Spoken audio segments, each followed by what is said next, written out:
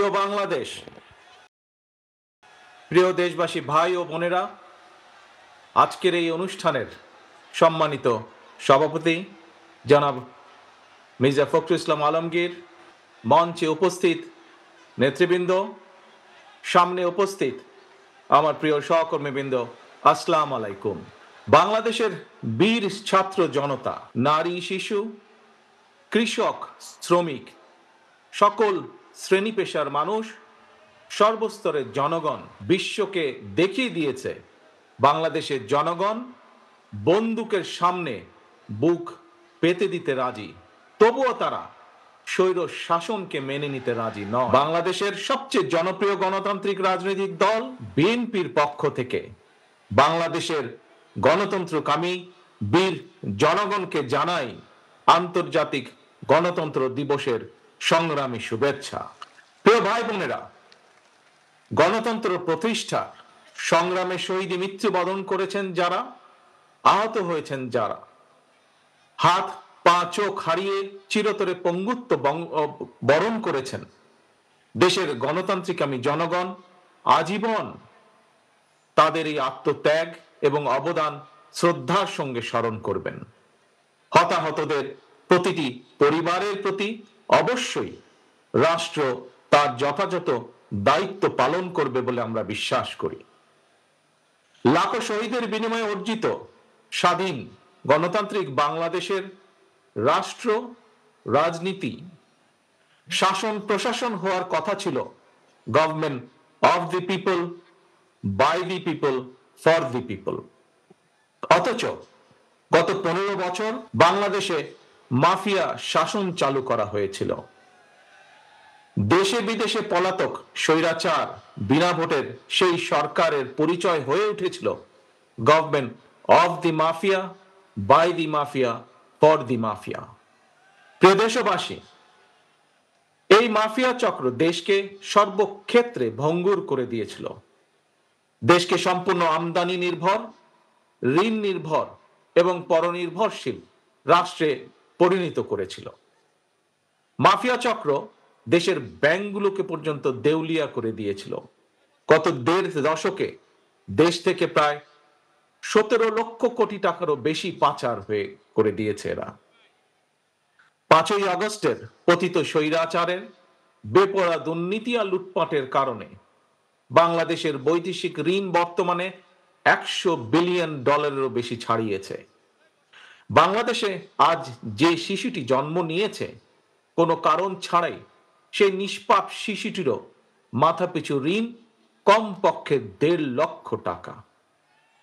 প্রিয় ভাই বোনেরা, মাফিয়া চক্র দেশকে শুধু অর্থনৈতিকভাবেই ভঙ্গুর করে দেয়নি, দেশের আর্থ সামাজিক সাংস্কৃতিক এবং রাজনৈতিক রীতিনীতিকেও ধ্বংস করে দিয়েছে। প্রতিটি সাংবিধানিক এবং বিধিবদ্ধ প্রতিষ্ঠান অকার্যকর করে ফেলা হয়েছিল। খোদ বিচার বিভাগকেই ফ্যাসিবাদের সূতিকাগারে পরিণত করা হয়েছিল। একটি রাষ্ট্র কতটা সভ্য এবং গণতান্ত্রিক সেটি দেশের আইন শৃঙ্খলা বাহিনীর আচরণে স্পষ্ট হয়ে ওঠে। কিন্তু মাফিয়া চক্র দলীয় স্বার্থে ব্যবহার করতে গিয়ে দেশের আইন শৃঙ্খলা বাহিনীকেও সম্পূর্ণ বিপর্যস্ত করে দিয়েছে। গণতন্ত্রকামী প্রিয় ভাই ও বোনেরা, অন্যায়, অনিয়ম আর অরাজকতার বিরুদ্ধে গণবিস্ফোরণে মাফিয়া চক্রের প্রধান দেশ ছেড়ে পালানোর পর দেশে মাফিয়া শাসন শোষণের অবসান ঘটেছে। পতিত স্বৈরাচারের পলায়নের মধ্যে দিয়ে একটি গণতান্ত্রিক মানবিক বাংলাদেশ গড়ার পথে প্রধান বাধা হয়তো দূর হয়েছে, তবে বাধা দূর হলেও মাফিয়া চক্রের রেখে যাওয়া 15 বছরের জঞ্জাল কিন্তু এখনো দূর হয়নি। এই জঞ্জালকে দূর করে জনগণের, বাংলাদেশের জনগণের ভোটে জনগণের কাছে জবাবদিহিমূলক একটি গণতান্ত্রিক সরকার প্রতিষ্ঠার লক্ষ্যে অন্তর্বর্তীকালীন বর্তমান সরকার কাজ করছে। তবে মাফিয়া চক্রের প্রধান দেশ ছেড়ে পালালেও মাফিয়া চক্রের বেনিফিশিয়ারি অপশক্তি প্রশাসনের ভেতরে থেকে কিংবা রাজনীতির ছদ্মবরণে অন্তর্বর্তীকালীন সরকারকে চ্যালেঞ্জ ছুড়ে দেওয়ার অপচেষ্টা কিন্তু অব্যাহত রেখেছে। প্রিয় দেশবাসী, ভাই ও বোনেরা, বর্তমান অন্তর্বর্তীকালীন সরকার হাজারো শহীদের রক্তের বিনিময় লক্ষ কোটি জনতার গণ অভ্যুত্থানের ফসল। এই সরকারের কোনো কোনো কার্যক্রম সকলের কাছে হয়তো সাফল্য হিসাবে বিবেচিত নাও হতে পারে, কিন্তু এটি আমাদের প্রত্যেককে মনে রাখতে হবে, এই সরকারের ব্যর্থতা আমাদের সকলের ব্যর্থতা, বাংলাদেশের পক্ষের গণতান্ত্রিকামী জনগণের ব্যর্থতা। সুতরাং এই অন্তর্বর্তীকালীন সরকারকে কোনোভাবেই ব্যর্থ হতে দেওয়া যাবে না। দেশে বিদেশে থেকে নানা রকমের উস্কানিতেও জনগণ অন্তর্বর্তীকালীন সরকারকে ব্যর্থ হতে দেবে না।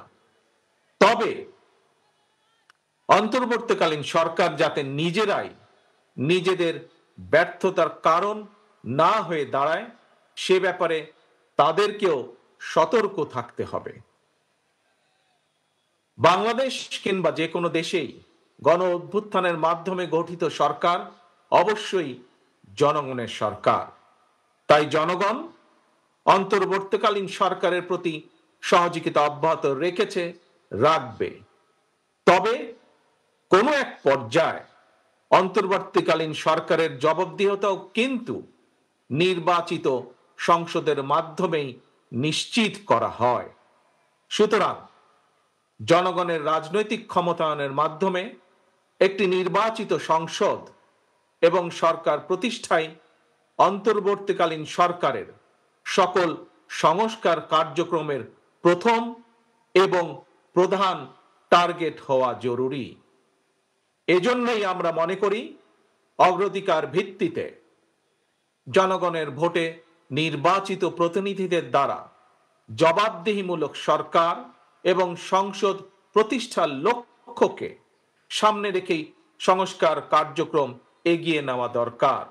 কারণ জনগণের রাজনৈতিক ক্ষমতায়ন ছাড়া সংস্কার কার্যক্রমে প্রক্রিয়ায় জনগণের সরাসরি সম্পৃক্ততা ছাড়া উন্নয়ন, গণতন্ত্র কিংবা সংস্কার কোনোটিই টেকসই এবং কার্যকর হয় না। একটি অবাধ, সুষ্ঠু এবং নিরপেক্ষ নির্বাচনের মাধ্যমে প্রতিটি ভোটারের ভোট প্রদানের অধিকার নিশ্চিত করে ভোটারদের কাঙ্ক্ষিত প্রতিনিধি নির্বাচন করার অধিকার প্রতিষ্ঠার মাধ্যমেই জনগণের রাজনৈতিক ক্ষমতায়ন নিশ্চিত করা সম্ভব। এবং সেই লক্ষ্যে বিশেষ করে নির্বাচন কমিশন, জনপ্রশাসনের সংস্কার এবং আইন শৃঙ্খলা বাহিনীকে সক্ষম এবং উপযুক্ত করে তুলতে হবে। অগ্রাধিকার ভিত্তিতে পদক্ষেপ নিতে হবে। অন্তর্বর্তীকালীন সরকার ইতিমধ্যেই বেশ কিছু ক্ষেত্রে সংস্কার কার্যক্রম হাতে নিয়েছে। তবে আমরা মনে করি অন্তর্বর্তীকালীন সরকার এজেন্ডা সেটিং এর ক্ষেত্রে অগ্রাধিকার ভিত্তি নির্ধারণ করতে না পারলে গণ অভ্যুত্থানের সাফল্য ব্যাহত করতে ষড়যন্ত্রকারী নানা চক্র সুযোগ গ্রহণ করতে পারে এবং এরই ভিতর এর কিছু কিছু আলামত আমরা দেখতে পাচ্ছি। প্রিয় দেশবাসী, এবারের গণ অভ্যুত্থানের চরিত্র অতীতের যে কোনো গণ অভ্যুত্থানের চেয়ে ব্যতিক্রম। কেন ব্যতিক্রম? কারণ পলাতক স্বৈরাচারের অবৈধ শাসনকালে সকল গণতান্ত্রিক অধিকার, মানবাধিকার হারিয়ে জনগণ পরাধীনতার শৃঙ্খলে আবদ্ধ হয়ে পড়েছিল। এমনকি হুমকির সম্মুখীন ছিল দেশের স্বাধীনতা ও সার্বভৌমত্ব। তাই এবারের গণ অভ্যুত্থানের মধ্যে দিয়ে কেবল মানুষের অধিকারই প্রতিষ্ঠিত হয়নি, দেশের স্বাধীনতা, সার্বভৌমত্ব রক্ষা পেয়েছে। দেশ এবং জনগণ এখন স্বাধীন। গুম, খুন, অপহরণ আর বিভীষিকাময় আয়নাঘরের আতঙ্ক মুক্ত। স্বাধীনতা সার্বভৌমত্ব রক্ষার পর এবার দেশ এবং জনগণের স্বাধীনতা সুরক্ষায় প্রথম কাজ হতে হবে রাষ্ট্র এবং সমাজে মানুষের গণতান্ত্রিক অধিকার এবং লুণ্ঠিত ভোটের অধিকারকে পুনঃপ্রতিষ্ঠিত করা। তাই প্রিয় ভাই ও বোনেরা, দেশে বর্তমানে প্রায় 12.5 কোটি ভোটার। এর মধ্যে 2009 সাল থেকে এ পর্যন্ত ভোটার তালিকায় প্রায় 2.5 কোটিরও বেশি নতুন ভোটার সংযুক্ত হয়েছেন। ভোটার হবার পর প্রজন্মের এই 2.5 কোটিরও বেশি ভোটার একটিও জাতীয় নির্বাচনে ভোট দেবার সুযোগ পায়নি। ভোট দিয়ে তারা তাদের কাঙ্ক্ষিত জনপ্রতিনিধি নির্বাচন করতে পারেনি, অথবা তাদের নিজেরাও কেউ ভোটে নির্বাচিত হয়ে জনগণের প্রতিনিধিত্ব করার সুযোগ পায়নি। বিএনপি বিশ্বাস করে, বিএনপি মনে করে দেশের জনশক্তির অর্ধেক নারী এবং তারুণ্যের এই বৃহৎ অংশকে রাজনৈতিক অংশীদারিত্বের বাইরে রেখে একটি বৈষম্যহীন মানবিক রাষ্ট্র গঠন সম্ভব নয়।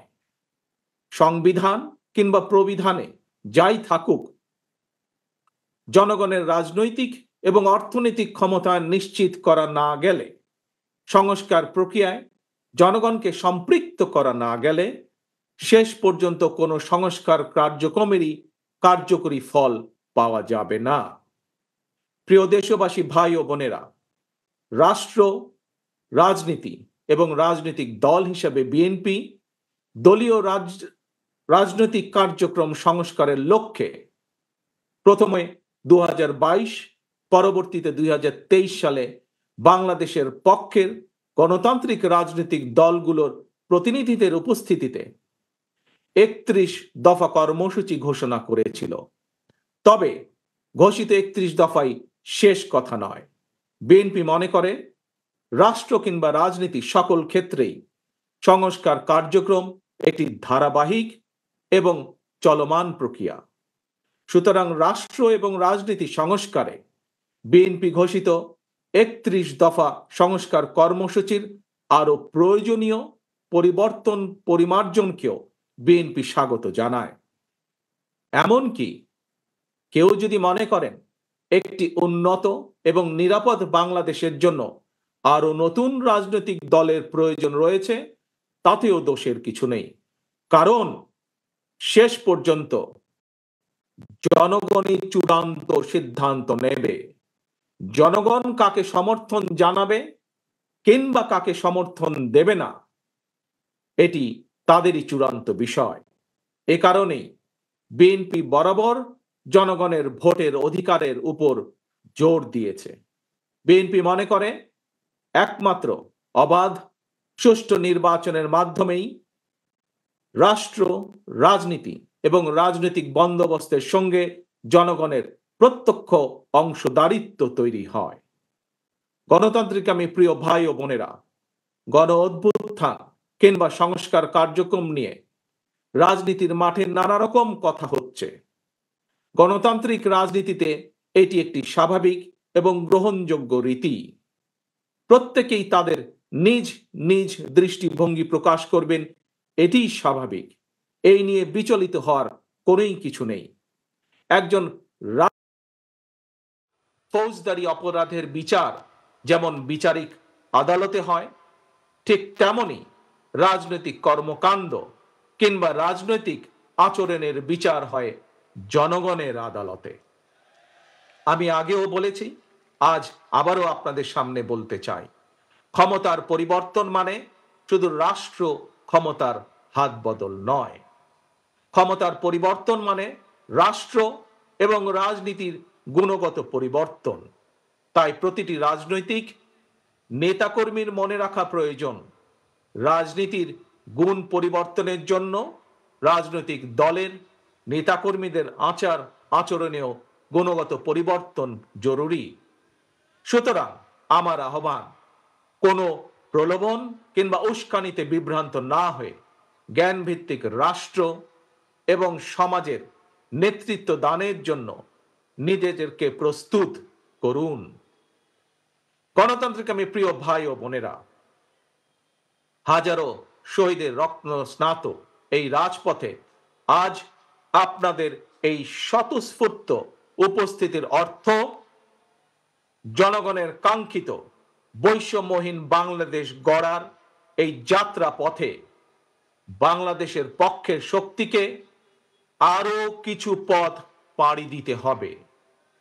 তবে সেই পথ অবশ্যই নয় সন্ত্রাস, সংঘর্ষ, প্রতিশোধ কিংবা প্রতিহিংসা, বরং সেই পথ হবে ধৈর্য, সহনশীলতা এবং সমঝোতা। প্রিয় ভাই বোনেরা, সবশেষে বলতে চাই, সংস্কার কার্যক্রমের পথ ধরে নির্বাচনী রোড ম্যাপে উঠবে আমাদের প্রিয় বাংলাদেশ। সুতরাং আসুন আমরা সবাই কাজের মাধ্যমে জনগণের বিশ্বাস, জনগণের ভালোবাসা অর্জন করি, জনগণকে সঙ্গে রাখি, জনগণের সঙ্গে থাকি। আল্লাহ হাফেজ। বাংলাদেশ জিন্দাবাদ। বাংলাদেশ জাতীয়তাবাদী দল জিন্দাবাদ।